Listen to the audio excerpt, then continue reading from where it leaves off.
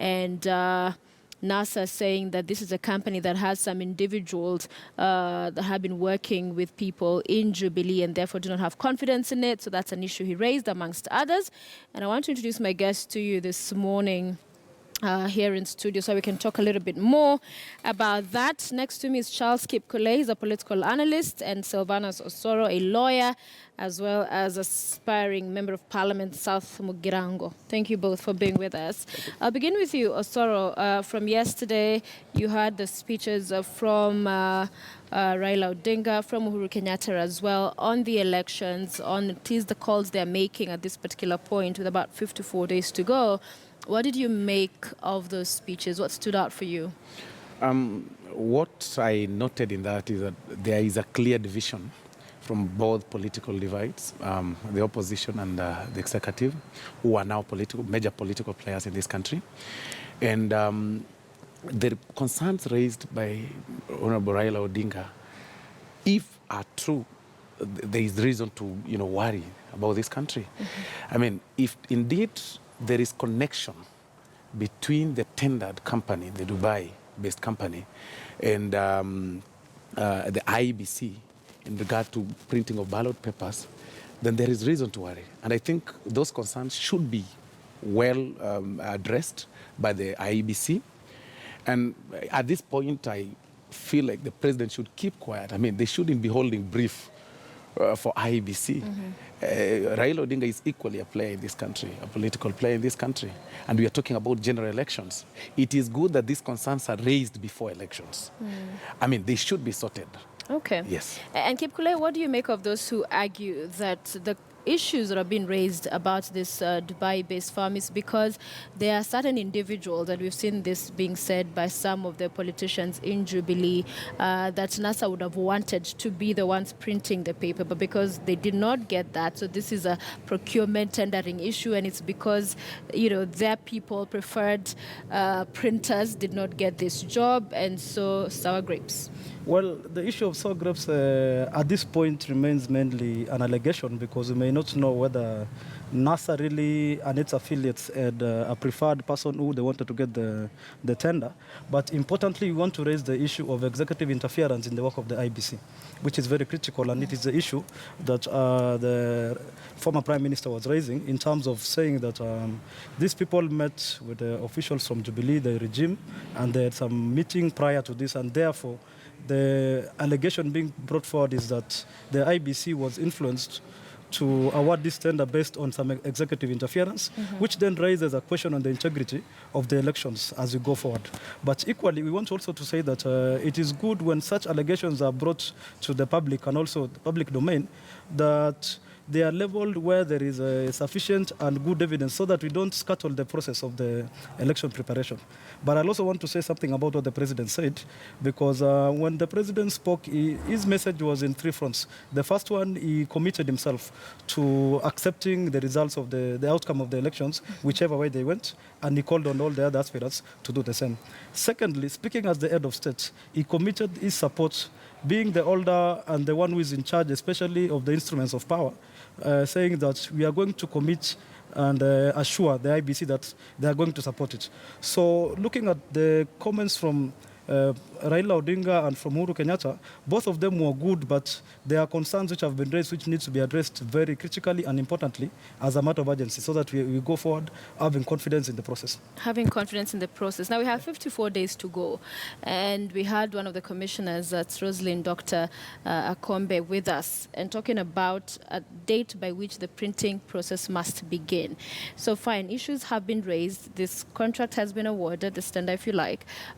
Isn't there any recourse that can be sought before the election and before perhaps even that printing of ballot papers begins? And what really can be done at this point? No, the whole thing is actually too much worrying, considering the timelines that we're having. Yes. And the number of candidates that have made an application for elections this year. They had earlier said that the number has actually tripled from the last general elections. So clearly, there is a reason to worry. And in regard to what can be done within this period, I think it's just about yielding back this the confidence, to both political players. For me, it depends on how the IEBC is going to respond to both the president and what the former prime minister said. If they come out in much defense without clear proof that clearly there is no connection between the tenant company with Jubilee, then there is reason to worry, because that means that the election will not hold integrity, will not be having integrity, and that means probably that one player has actually already shown that there could be some challenges in regard to the outcome, and that is yielding violence and complaints all over the country. So clearly, as at now, what I think could be done is the IEBC ought to come out clear and prove and show confidence among the political players. They are independent. They should come out and show, okay, clearly this thing was tendered this way and this is what has happened. And again, as I said earlier, this is the time that the executive should keep quiet completely. I mean, they should be mute. They shouldn't be talking of anything, about IEBC. Let IEBC do their work. Why should they keep quiet? Are they also not players? Because this is an incumbent who is seeking re-election. Exactly. So yes, he plays double roles. Whilst on one hand, he's executive, he's the president, but also a candidate. So isn't that disenfranchising a voice that's part of a game? It's like saying, okay, because you're this and this, keep quiet. With the instruments of power Yes. that the executive has, but they're independent much belief- IEBC, so shouldn't Exactly. they comment then as in the political discourse outside as everybody else is? commenting as political players Yes. wouldn't it be bad? Okay. Completely, because the comments made in regard to politics, Yes. of the day, that is not bad. Yeah. But in the question that has been raised by the former prime minister about the integrity of the tenant company, that should be, the executive should not be responding to the opposition on that. It is the work of the IEBC to respond. That is... You have something to say? Why should they hold brief for the IEBC? All right, let's hear from... I think on this issue, there is what we call the right of response. Because Raila Odinga has leveled accusations against members of the executive. And he has also leveled accusations against Jubilee leadership. And I agree that there is a thin line between looking at President Uhuru Kenyatta as the head of state and also as the Jubilee flag bearer. So we need also to accord him an opportunity to participate in this election like any other player. In as much as the NASA flag bearer has a right, and you consider it so that he can question every process and say, I have concerns which I want to raise, and validly so, then we should also accord the president the same opportunity to speak on these issues, because he's a candidate going for election as a Jubilee candidate. And because we cannot silence the voice of the president. And we understand NASA is set to hold a press conference later on this afternoon at 1 p.m. We'll cover that on this particular issue, Al Gurea getting that ballot printing tender. But what does this portend for the election and the psyche of the country? Because then, for those especially who support Raila Odinga, they're hearing their leaders say, this is already botched in a sense. This is already something that is not looking very straightforward. We cannot trust the process. There isn't confidence. Our concerns are not being addressed. What does this mean? What are the possible implications? Do you have apathy on one hand, or what? I am one of those people who really support Raila Odinga. Yes. In this year's election.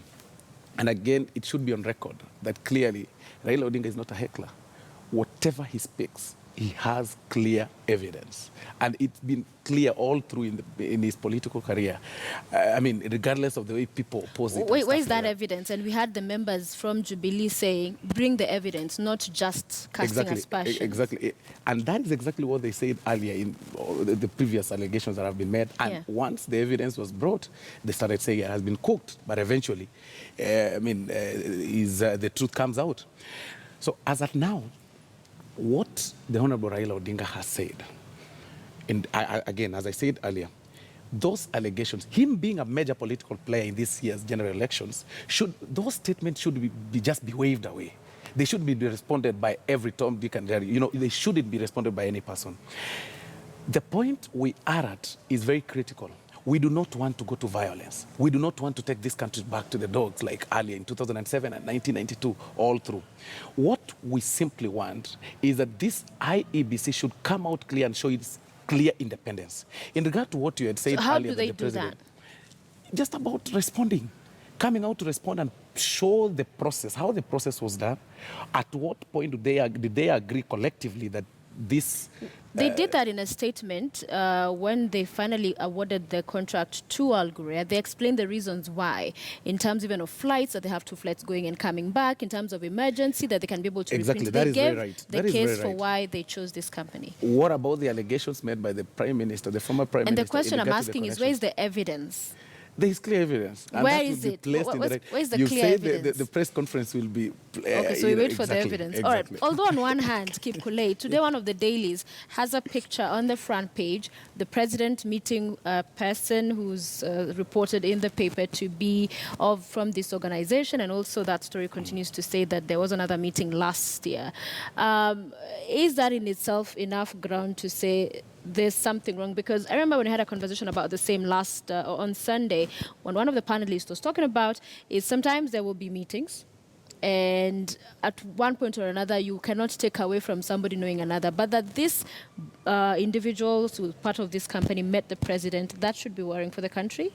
Well, I think this is a question of perception, because when you look at it at the basic level, this meeting, we may not, remember what happened in the U.S. when the president met one of the Russian prime ministers and the ambassadors, and then the issue came is what was the subject of discussion. So probably they came, they met, but the challenge it raises is on the integrity of the procurement and tendering process by the IBC.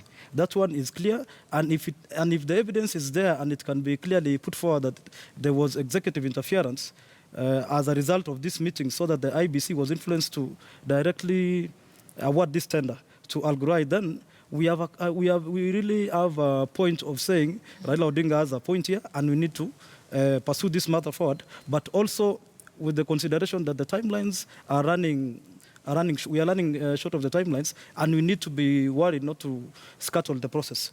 So in the first thing, there is evidence. I've also seen the pictures myself in the morning. I've seen the pictures that was posted by the company, posting themselves meeting the president, and they say that they came to showcase their technology and to just to express their interest. So I think these are investors, and they came in as part of a delegation from the Dubai Chamber of Commerce. So you want to say this, that does this constitute a disqualifying factor for you not to qualify for this? Because now the president is not part of the IBC. He should not by law or by any instance be the one who is influencing the IBC tendering process. So the question we should be asking ourselves is that, yes, Al Ghurair met the president. There is no problem with that. The problem shall arise whether we are clear that as a result of this meeting, there was executive influencing of the process of tendering, which then ended up in Al Ghurair getting this tender. Okay. Yeah. All right. And of course, we will be waiting to hear if there will be responses on either side, but also something the president talked about yesterday, concession, if he loses this election, and said that in the past he has had that track record, that he also considered defeat. But the question many would ask is, then he was not a president. He wasn't the incumbent.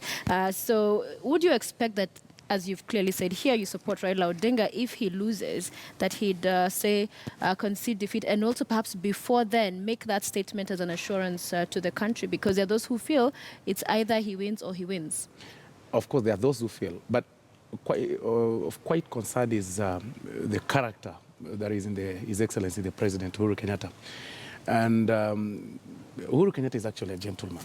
And besides the political differences, he's a gentleman. Besides everything that goes around him. And as he said, the statement is very commendable, that I'll concede defeat. I don't really think that whatever he said is something that he can change if he loses. He's a president that has been seen before. Even then, in as much as he wasn't the president, he was supported by a very powerful then president, Moi Kenyatta. Daniel Arap Moi. Daniel Arap Moi. Yes. So then he had powers. Actually, even then, things were even tougher than right now, because the constitution we were using then was very powerful. It had given powers to the president, the executive, and he could have refused to concede defeat in 2002, but he declined. He called a press conference even before the tallying ended, conceded defeat, and the new president was sworn in. So I don't think that Uhuru Kenyatta will refuse to concede defeat in this year's elections if he loses. Do you want an assurance? Shouldn't Raila follow suit and give that assurance as well? Exactly. If the process is the process is free and fair, Raila Odinga will also concede defeat this year, clearly. All right, That but he hasn't sure. said it yet. He hasn't said it yet because there are still major concerns about the integrity of the IEBC that need to be addressed. All right. So there is reason to believe that IEBC is working with Jubilee.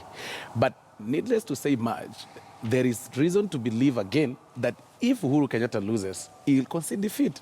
We shouldn't be reading too much from his statements. He is the president. He said it. He'll concede. Kip Kole, your thoughts? Well, I think I want to commend the president also for this statement because it is really the mark of statesmanship. The president was magnanimous enough to come and say, I concede defeat. And further, he said, if whoever shall win, I ask you to put Kenya first. So this is a message that should really come not only from the president, but from all the key players in this election. And it should be an enduring message in the campaigns. So I think one of the areas, whereas we want to commend Raila Odinga for raising some critical concerns concerning the process of the election, he should have done this for the purpose of the country and injecting stability into the process as we go forward. Because when he says that if he steps forward and says that I shall accept the outcome of the results, and if I have contestations, then I shall pursue this using the legally provided means, which is through the courts.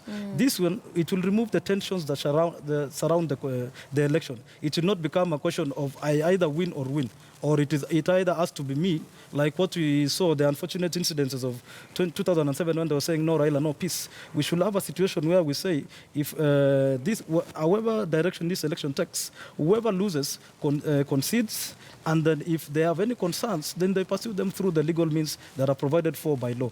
So we want to commend the president very much, and I want to repeat what the president said in terms of, when President Uhuru Kenyatta speaks, even right now as he's on the campaign trail, he's on the receiving end of a lot of flack because they're saying he's acting as the president, as the executive, he should not interfere in the activities of the IBC. Why is he speaking like this? But we want to repeat, the president is an aspirant. He's a candidate for presidency under Jubilee, so he has an opportunity to do this. So the onus is on the NASA flag bearer and all the other presidential candidates to come out and commit themselves to accepting the outcome of the results and only ask the IBC to deliver a credible poll and ask the government to support the IBC where they can to ensure that the poll is not only credible, it's also legitimate and peaceful.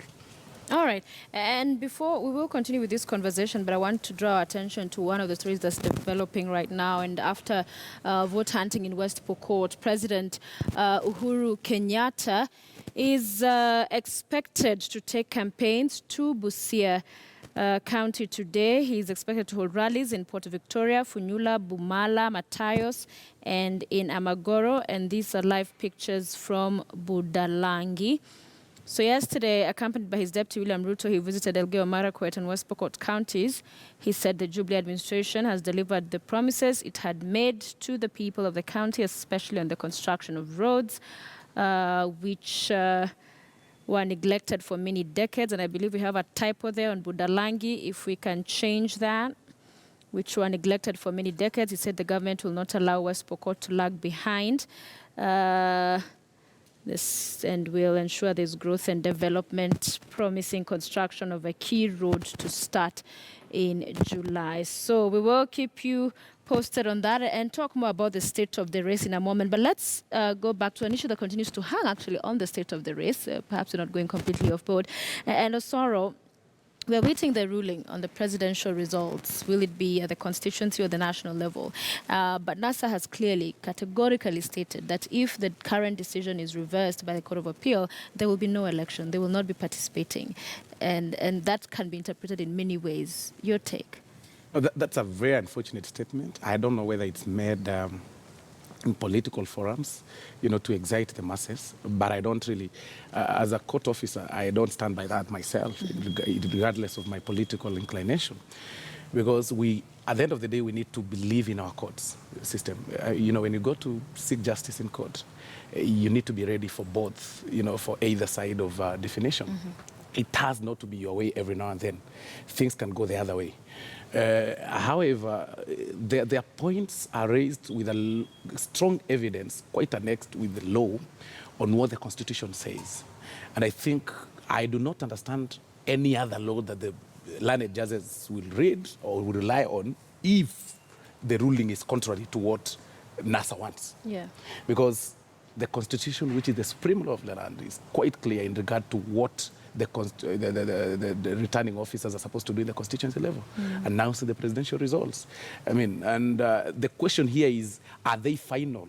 And one should worry on why IEBC is really fighting to have the final tallied votes announced in the National Tallying Center. So that statement is very unfortunate from the opposition. Right. It shouldn't be coming out at this hour. I mean, we shouldn't be raising quite inflammatory statements all over left, right, and center. At this point.